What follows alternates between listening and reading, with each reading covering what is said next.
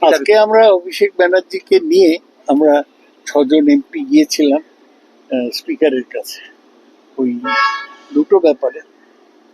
একটা হচ্ছে কল্যাণের সাসপেনশন উইথড্রয়ালের ব্যাপারে। আমরা বলেছি তোমরা যা বলছো তাই করছে, কিন্তু এটা ঠিক হচ্ছে না, 5 দিন হয়ে গেল। দ্বিতীয়,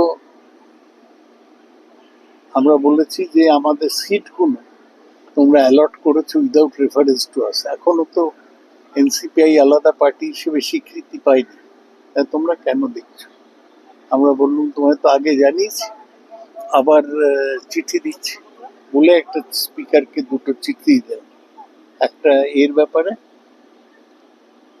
কল্যাণদার ব্যাপারে, না কল্যাণের ব্যাপারে, একটা এনসিপিআই, একটা এনসিপিআই কে জায়গা দেওয়ার ব্যাপারে, আর ডিসকোয়ালিফিকেশন পিটিশন গুলো এখনো কনসিডার করছো না কেন, এই নিয়ে আমরা চিঠি দিয়েছি।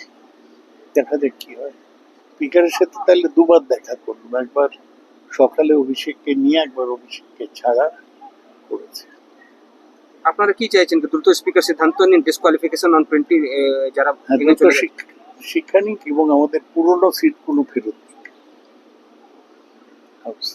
আপনারা কি চাইবেন কি স্পিকার যেন স্বীকৃতি না দেন এনসিপিআই কে সেপারেট ব্লক হিসাবে?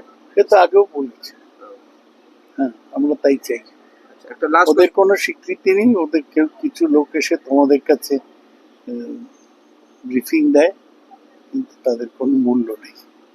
একটা অন্য কোশ্চেন দাদা, আজকে আপনারা হাউস অচল রেখেছেন, এখন তো ধর্মের প্রধানের পদত্যাগ হয়ে গেছে, সিজিপি প্রত্যাহার করে নিচ্ছে আন্দোলন, সেক্ষেত্রে আপনারা হাউস চলতে দিচ্ছেন আজ আমরা হাউস চলতে দিচ্ছি না, কারণ সকালে আমাদের all party opposition leaders meeting এ আলোচনা হয়েছে, সেখানে বিভিন্ন মত বেরিয়ে এসছে।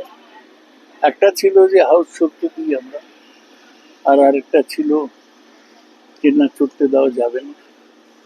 আমরা রাহুল গান্ধীকে সমর্থন করি, যে রাহুল গান্ধী বলেছে যে আগে অমিত শাহর ক্ষমা চাইতে হবে, ওই ওদের উপর এ চলেছে।